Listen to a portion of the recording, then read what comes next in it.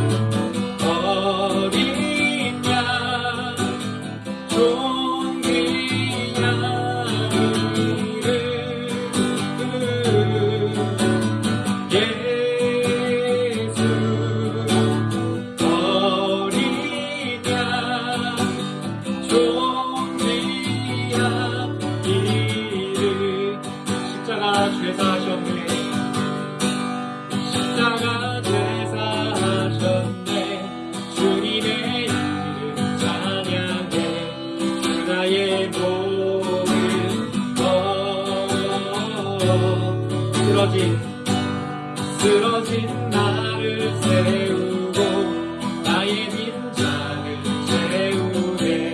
주 나의 모든 것.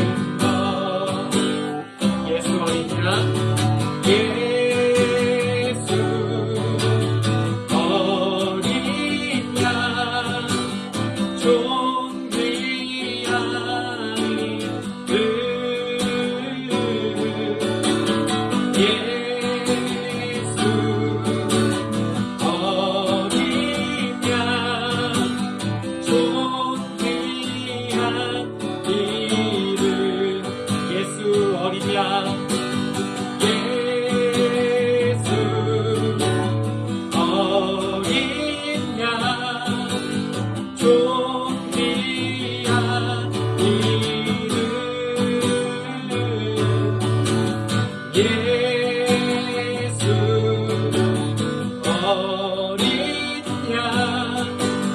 존귀한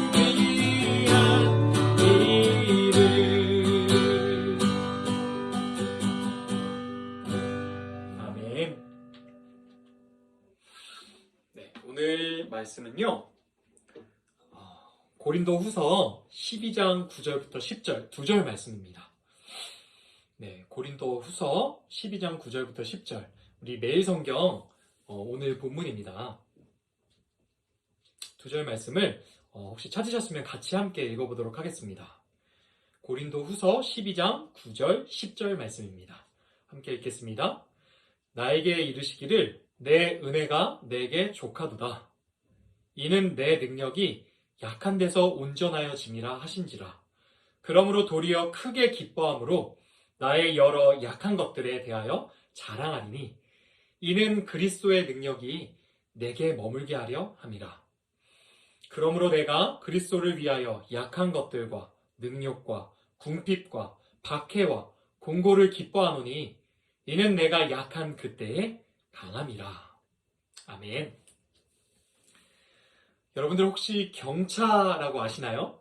자동차 중에 무게가 되게 가볍고 작은 차를 경차라고 합니다. 제가 지금은 돌아가신 어머니 이제 마지막 유품이어서 지금 14년 된 검정차를 타고 다니는데요. 불과 2년 전만 해도 제가 파란색 경차 모닝을 타고 다녔습니다.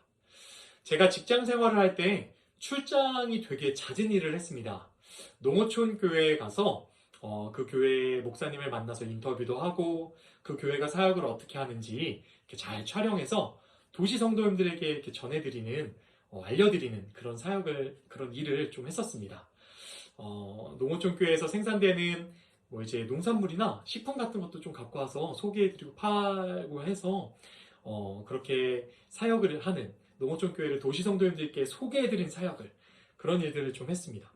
그러다 보니까 전국에 방방곡곡 안 가본 곳이 없었어요. 강원도에 있는 양구 혹시 아시나요?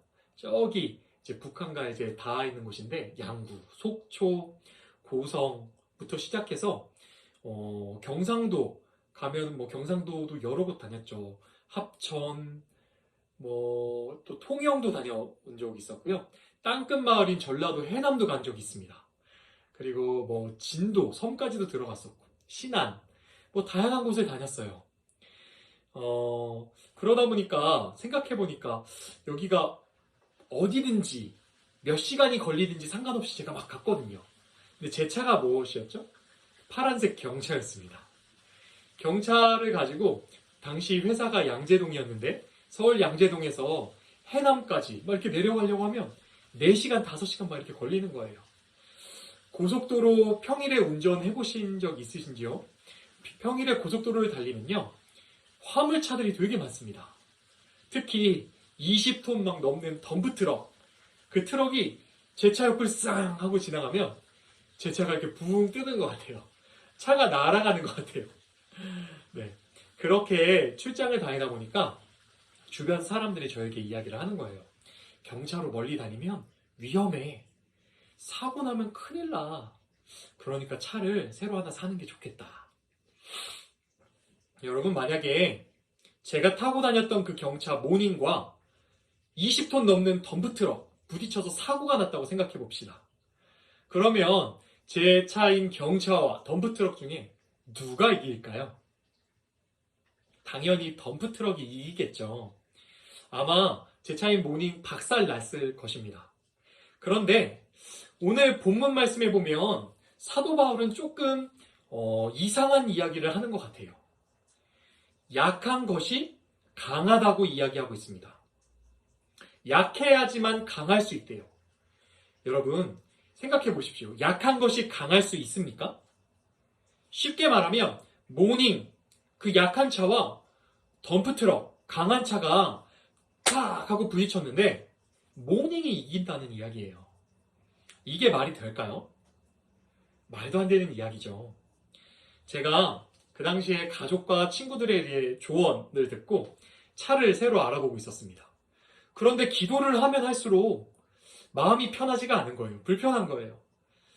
어느 날 하루 기도를 계속 하고 있었던 하루는 이렇게 일을 마치고 운전을 해서 집으로 이렇게 돌아오고 있는 그 때였는데요. 갑자기 하나님께서 제 마음 가운데 이렇게 이야기하시는 것 같은 거예요. 신영아, 내가 함께하는 모닝이 덤프트럭보다 강해.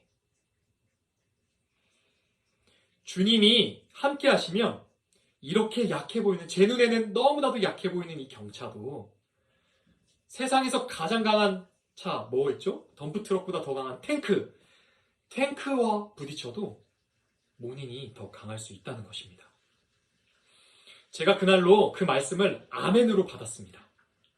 그리고 나서 제가 출장길을 바꿨습니다. 어떻게 바꿨냐면요. 가는 길에 찬양을 하기 시작했습니다. 말씀을 듣기 시작했습니다. 찬양을 하며 말씀을 하며 출장길이 부흥회로 바뀌기 시작했습니다. 막 한참을 출장 가면서 하나님께 기도하다가 또 말씀 듣고 찬양하다가 이러다 보면 어느새 눈물을 흘리면서 제가 가고 있는 거예요. 은혜 받아서. 그렇게 눈물을 흘리면서 가다가 또 다시 기도하고 또 찬양하고 그렇게 주님만 붙들고 의지하며 은혜로 충만한 출장길로 변하게 되었습니다. 여러분, 오늘 우리 이제 통독 말씀 읽을 차례가 창세기 26장입니다. 여기 읽어보시면 또 비슷한 이야기가 나옵니다. 아브라함이 100세에 낳은 아들, 누구죠? 이삭. 하나님께 온전히 바친 그 아들 이삭의 이야기인데요. 이 이삭이 아버지 아브라함과 똑같은 거예요. 아브라함이 젊었을 때 지었던 그 죄들을 똑같이 반복하기 시작합니다. 아브라함이 죽고 이삭의 때에도 큰 흉년이 닥쳤습니다. 이삭이 아브라함 젊었을 때와 똑같이 믿음이 하나도 없었어요. 그래서 똑같이 지금 이삭이 살고 있던 그때 당시 땅이 어디죠? 하나님이 인도하신 가나안 땅이잖아요. 흉년이 닥치니까 먹고 살 게 걱정돼서 도시로 다시 내려오는 거예요. 여러분, 산지에서 내려와 도시로 와서 비옥한 평지가 있는 그 땅에 왔는데 도시로 내려오니까 어땠을까요? 굶어 죽지 않으려고 도시에 내려오긴 했는데 똑같아요. 좋은 땅이니까 당연히 경쟁이 치열했던 거예요. 도시국가, 튼튼한 그 국가에 강력한 세력들이 보입니다. 그 중에서도 단연 그 왕, 블레셋의 왕, 아비멜렉, 그의 재물과 군사력, 이런 것들이 보였겠죠. 그와 비교하니까 이삭 자기는 먼지와 같이 보이는 거예요. 아무런 힘도 없고 너무나도 연약한 존재예요. 만약에 그 세력들이 이삭을 공격하려고, 약탈하려고 마음만 먹고 약탈했다면 그냥 당할 수밖에 없는 존재인 거예요. 여러분, 이방인, 돈도 없고 재물도 없고 지켜줄 백도 없는 그 이삭. 사람들이 무서워서 아브라함이 했던 것처럼 똑같이 이삭도 자기 아내 리브가를 팔아먹습니다. 사람들이 묻는 거예요. 너 그 예쁜 아내는 누구냐? 이삭이 전래 자기가 너무 무서워져서 자기 그냥 발등 찍듯이 저 여자는요 제 누이입니다. 자기 죽이고 데리고 갈까봐 또 팔아먹는 거예요. 여러분, 그렇게 연약하고 믿음 없는 약한 이삭, 그에게 그런데 놀라운 일이 일어납니다. 창세기 26장 12절부터 16절 제가 한번 읽어드리겠습니다. 이삭이 그 땅에서 농사하여 그 해에 100배나 얻었고 여호와께서 복을 주심으로 그 사람이 창대하고 왕성하여 마침내 거부가 되어 양과 소가 떼를 이루고 종이 심이 많으므로 블레셋 사람이 그를 시기하여 그 아버지 아브라함 때에 그 아버지의 종들이 판 모든 우물을 막고 흙으로 메었더라. 아비멜렉이 이삭에게 이르되 네가 우리보다 크게 강성한즉 우리를 떠나라. 여러분, 지금 어떤 상황이죠? 믿음이 없어서 가나안 땅, 하나님이 약속하신 그 땅에서 도망쳐 나온 이삭. 약하기 그지없는 이삭에게 하나님이 어떻게 하셨다고요? 복을 좀 이렇게 안 좋으면 속된 말로 하면 때려 부으시는 거예요. 복을 주시는데 너무나도 많이 부어주셔서 감당할 수 없을 만큼 복을 주신 거예요.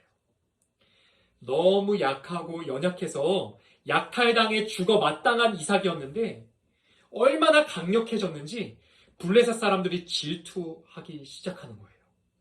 질투가 나서 블레셋의 왕, 그 아비멜렉이 이삭에게 너 우리를 떠나 라고 그렇게 말할 정도가 된 겁니다. 이삭은 블레셋 사람들에게 그렇게 쫓겨나서 다시 하나님이 약속하셨던 그 땅, 가나안 땅, 산지예요. 척박한 땅이에요. 그곳으로 쫓겨납니다.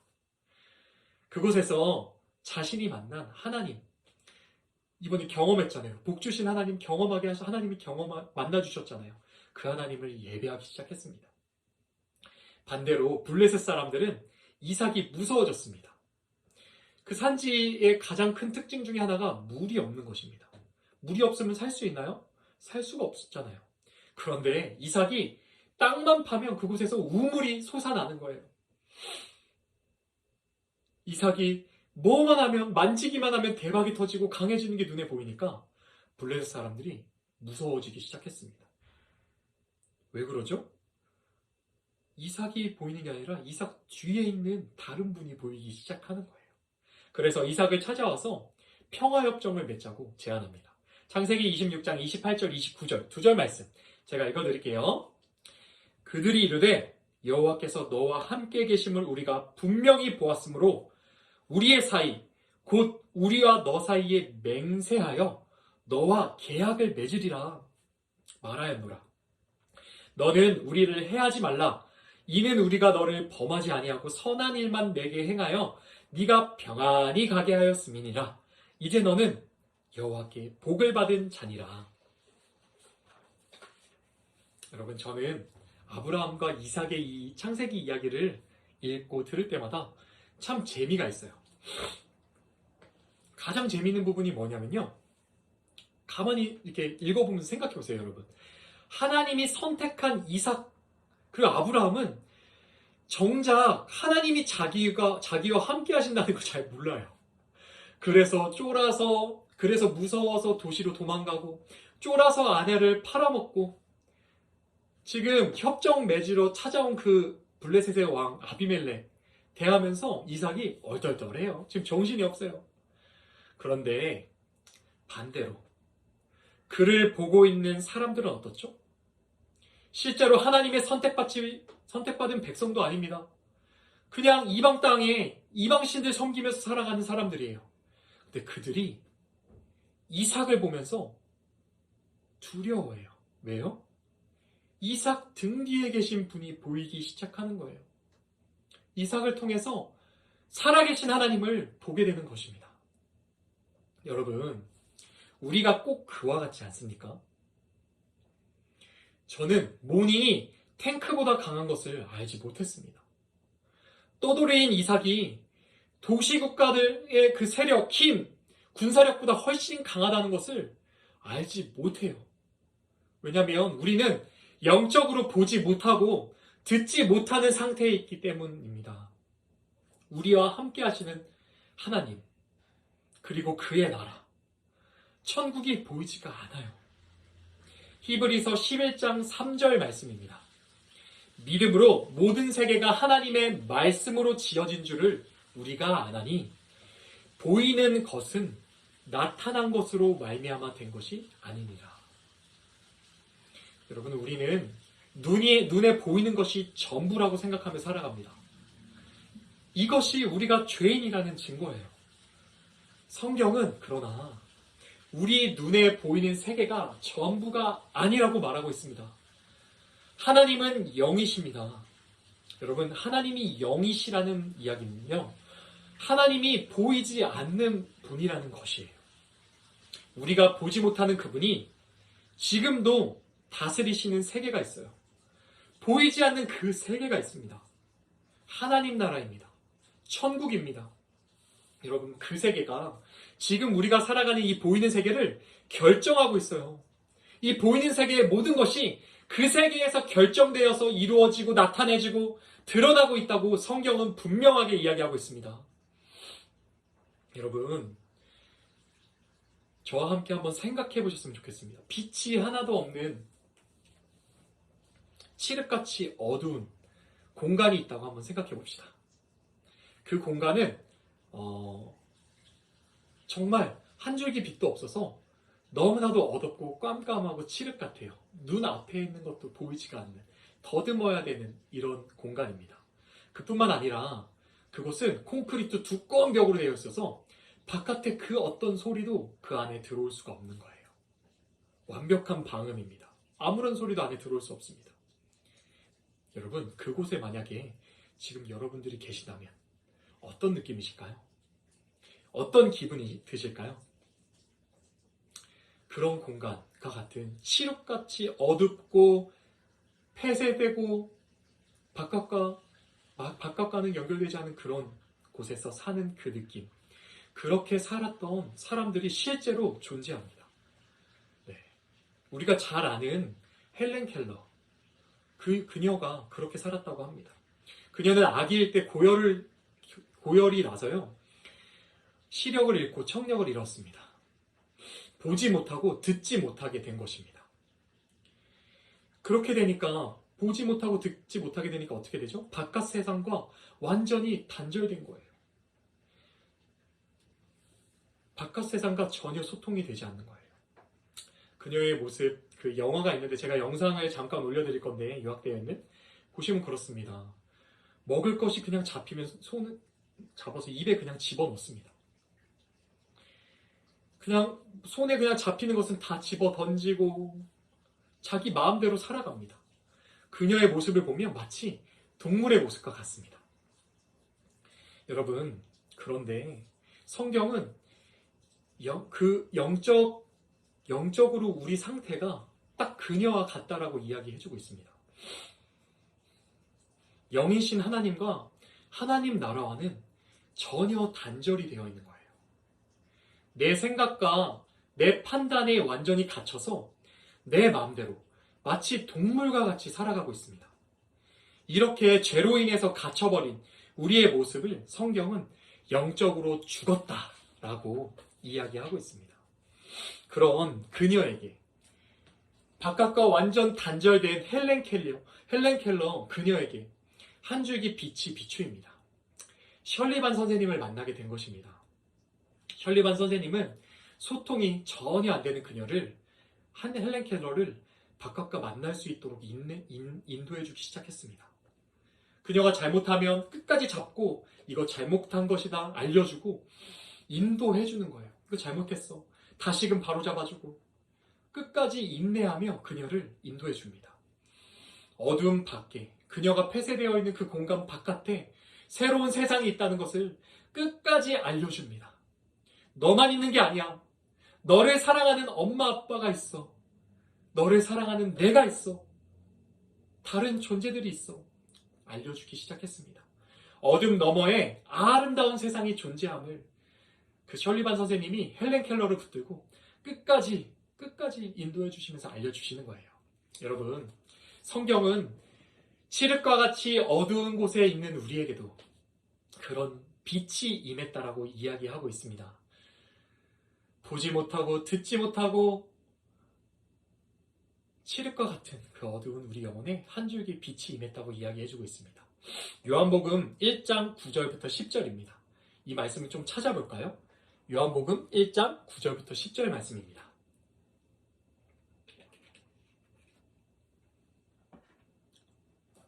네, 요한복음 1장 9절부터 10절 말씀입니다. 같이 읽었으면 좋겠습니다. 시작! 참 빛, 곧 세상에 와서 각 사람에게 비추는 빛이 있었나니 그가 세상에 계셨으며 세상은 그로 말미암아 지은 바 되었으되 세상이 그를 알지 못하였고. 여러분, 요한이 지금 이야기하고 있는 세상이 알지 못한 그 참 빛 누구일까요? 바로 예수 그리스도이십니다. 그분은 십자가에서 우리를 대신해 죽으셔갖고 우리를 죄에서 자유케 하셨습니다. 사흘 만에 부활하셔서 생명의 능력으로 암흑과 같은 사망의 권세를 물리치셨습니다. 이뿐만 아니에요. 셜리반같이 헬렌 켈러에게 셜리반과 같은 그 선생님이 우리에게 오셨어요. 누구시죠? 누구실까요, 여러분? 바로 성령 하나님이십니다. 요한복음 14장 26절 말씀, 한 절 말씀 또 한번 함께 읽어봤으면 좋겠습니다. 요한복음 14장 26절 찾으신 줄 알고 같이 읽어보겠습니다. 보혜사 곧 아버지께서 내 이름으로 보내실 성령, 그가 너희에게 모든 것을 가르치고 내가 너희에게 말한 모든 것을 생각나게 하리라. 아멘. 여러분, 성령 하나님, 그분의 별명 무엇인지 아시나요? 네, 우리가 잠시 전에 읽었던 그 보혜사이십니다. 이 보혜사라는 말의 뜻은요, 보호하시고 은혜를 베푸시는 선생님이라는 뜻이 있어요. 헬렌 켈러를 인내하며 가르쳐줬던 그 셜리반 선생님과 같이 영적 암흑에 갇혀서 동물과 같이 살아가는 우리를 끝까지 보호하시고 은혜를 베푸시고 가르치시는 선생님이 우리에게 오셨다는 것입니다. 그분이 우리 마음 안에 오셨대요. 우리와 영원히 함께 하신대요. 여러분, 그분은 우리가 보지 못하는 그 하나님 영이신 하나님과 하나님의 나라 그 천국, 하나님 나라를 볼 수 있도록 우리의 눈과 귀가 되어주십니다. 하나님 아버지의 마음과 뜻을 우리에게 가르쳐 주십니다. 하나님 나라가 얼마나 아름답고 얼마나 멋진지 우리에게 보여주시고 알려주시고 들려주십니다. 그렇게 우리를 하루하루 인도하시고 알려주심으로 이 땅에서 우리가 하나님 나라, 그 나라 누리고 그 나라의 아름다움을 풍성하게 경험할 수 있도록 날마다 인도하고 계시는 분이십니다. 여러분, 우리의 약함은 살아계신 하나님과 천국을, 하나님 나라인 천국을 이 땅에서 보여주시는 하나님의 은혜의 통로가 됩니다. 하나님께서 때론 우리에게 고난이라는 아픔을 주십니다. 고난을 통해 우리 자신이 얼마나 연약하고 얼마나 약한 존재인지 직면하게 하시는 때가 있으신 것 같아요. 코로나 상황 포함해서 우리에게 당면하는 재정의 문제나 질병의 문제나 관계의 문제 등 해결할 수 없는 그 문제들이 우리에게 닥쳐올 때마다 우리 어떻죠? 우리 연약함을 직면하게 되잖아요. 우리의 약함이 드러나게 되잖아요.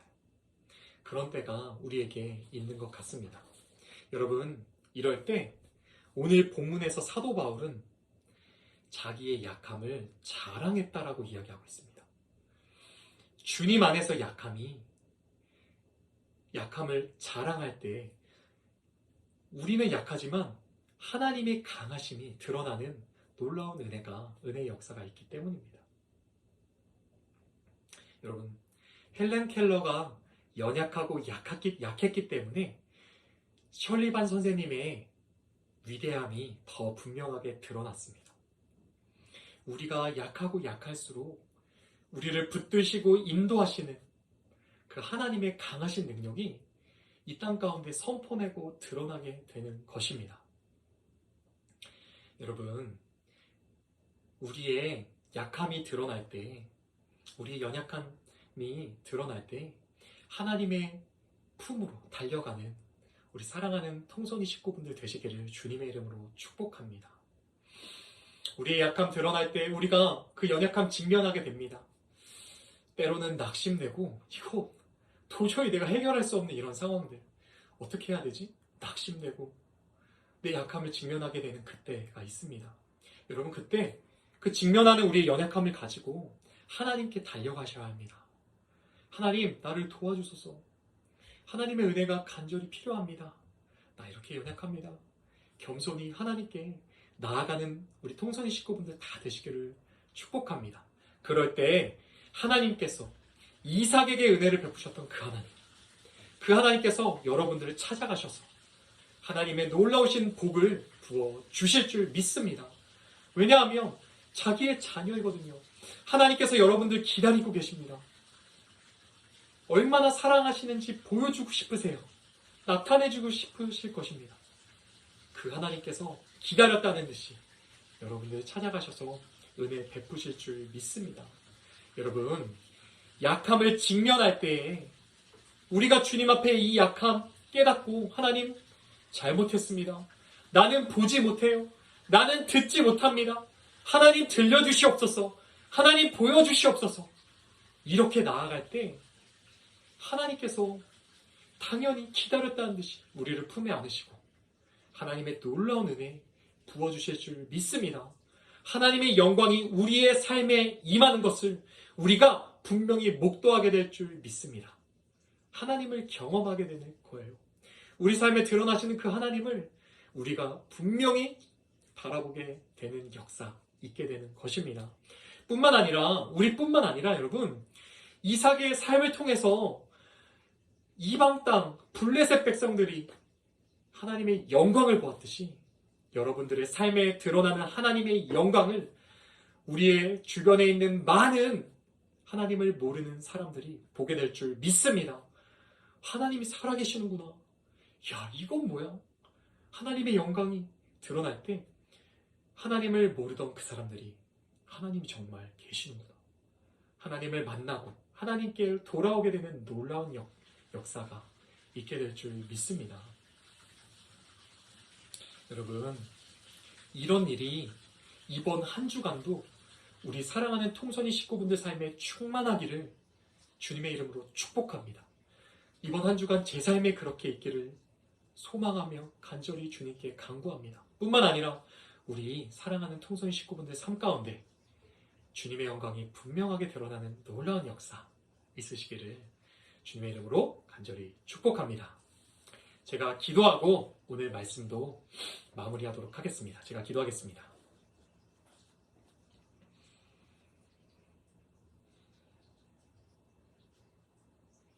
주님, 주님을 바라봅니다. 살아계신 주님을 이 시간 바라봅니다.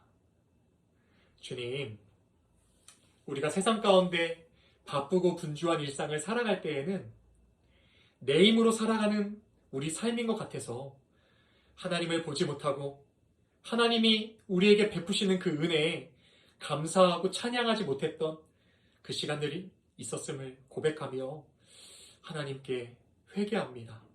주님, 코로나 시기에 닥치고 보니까 또한 우리 삶에 하나님이 던져주시는 이것저것 고난을 겪어보니까 내가 내 삶을 내 힘으로 살아간 것이 아니었구나.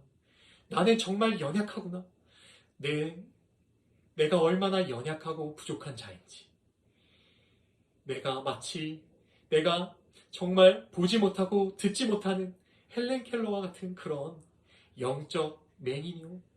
영적으로 자폐에 처해 있는 그런 존재인지 주님 깨닫게 됩니다.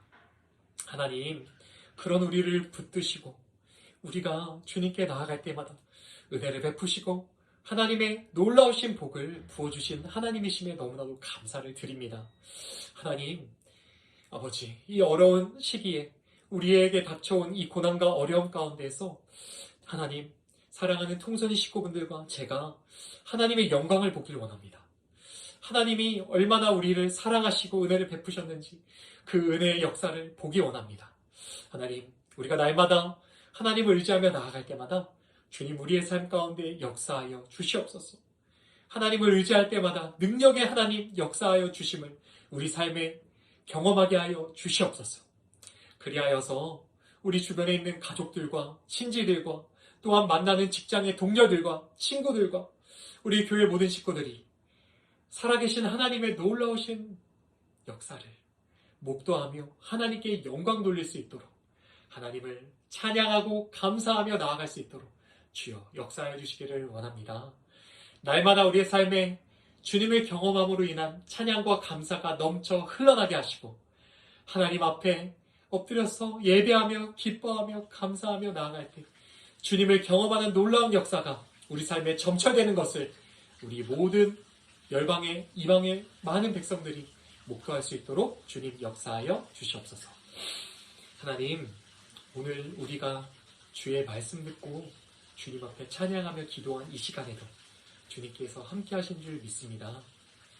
주님, 이번 한 주간 우리의 삶 가운데서도 함께 하시는 이 하나님의 임재가 선명하게 느껴지는 놀라운 역사를 허락하여 주시옵소서. 오늘 이 시간에 함께 하신 주님을 찬양하며 감사드리며 예수 그리스도의 이름으로 간절히 기도했습니다. 아멘. 감사합니다. 우리 사랑하는 통선 식구분들, 이번 한 주간도 주님의 은혜 가운데 승리하시는 한 주 되시기를 기도하며 또 축복합니다. 가을이 되었습니다. 날씨가 이제 선선해지기도 했고요. 낙엽도 이제 지기 시작하는 것 같습니다.